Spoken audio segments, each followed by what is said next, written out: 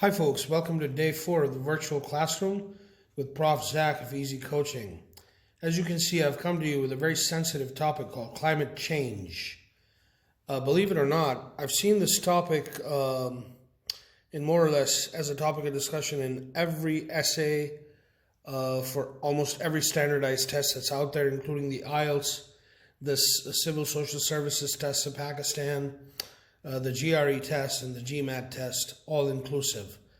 So I'm just going to give you a little bit of background as quickly as I can in a nutshell, just to give my students a pretext of what they can expect with such a topic, just to lay the background. Obviously, I don't have enough time to discuss the whole essay in detail, but I'm just going to lay a pretext as quickly as I can. So climate change it is. Right. So the Earth's climate is now changing faster than at any point in the history of modern civilization, primarily as a result of human activities. Global climate change has already resulted in a wide range of impacts across pretty much every region in the globe. What's the difference between a weather and a climate? Weather is what we experience on a day-to-day basis, like, for example, what might be going on outside your window right now. A short-term change which varies over the seasons and from year to year. It might even vary through the day. Like an hour ago, it could be raining, and right after the rain, you might see a bright sunny sky. So what's climate then? It's the average of many years of weather observation, a long-term change, which can be measured over a long span of time. And different parts of the same country and the world in general might have different climatic trends at any given point in time. What are some of the factors that affect climate change? I separate it into two categories, the natural factors and artificial factors.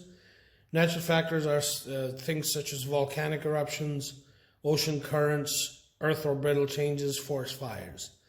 And artificial factors might be things like negative human activities like littering, waste, and so on and so forth, the emission of greenhouse gases, solar radiation, and deforestation.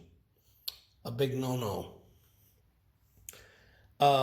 Natural factors in detail. What are some of the volcanic eruptions? When a volcano erupts, it throws out large volumes of sulfur dioxide, water vapor, dust, and ash into the atmosphere. Changes in the ocean current. They're a major component of the climate system. Ocean currents, they move vast amounts of heat across the planet. Forest fires might be, like, for example, a wildfire. It's any uncontrolled fire in an area of flammable vegetation that occurs in a countryside or a wilderness area, like you might have heard of the California wildfires earlier this year, I believe. Let's take a look at, let's just quickly take a glance at artificial factors. There's strong evidence that climate change over the last half century has been caused largely by human activity, discourageable human activities, such as the burning of fossil fuels, including agriculture and deforestation. The emission of greenhouse gases traps the heat that is trying to escape back into space, which increases the global average surface temperature. What are some of the effects of global warming? Rising sea levels, increasing global temperatures, obviously health risks, melting of polar icebergs and glaciers, and Arctic sea ice loss. Here's an illustration of a climate situation, a comparison between 1979 and 2007, and that's a diagram with the most startling evidence yet. Look at that shrinkage. Here's another illustration, which is the Muir and Riggs Glacier between 1941 and 2004. That illustration speaks for itself. That's the Patterson Glacier at 1920 compared to 2005. Here's another diagram that just speaks for itself. This is a harsh, stark reality. Climate situation is here, and it's here to haunt us. Excuse me. What can be done about it? Well, firstly, we need to admit that climate change is everybody's problem. No agency, government, or individual scientists in the world can fix it for all of us.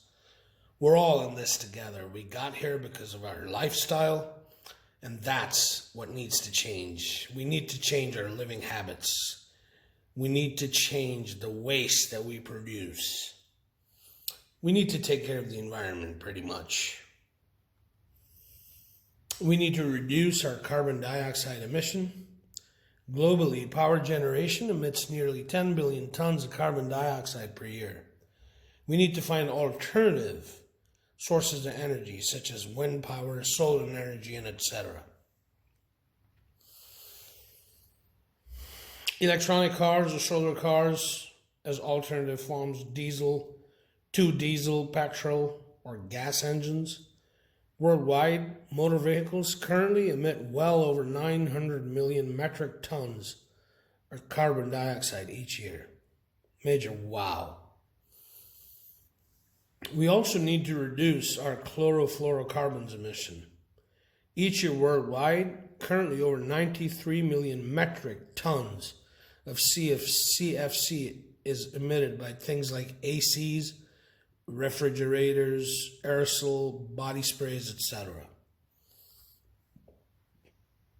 We need to reduce the rate at which we deforest the earth. The Earth's total forest area continues to decrease at about 13 million hectares per year. We've planted 2 trees to 1 tree on average. Cutting of 1 tree, that is, which is miserable. Let me remind everybody tuning in today, there's no place like home, planet Earth, Mother Nature, and there might never be again. Do your part.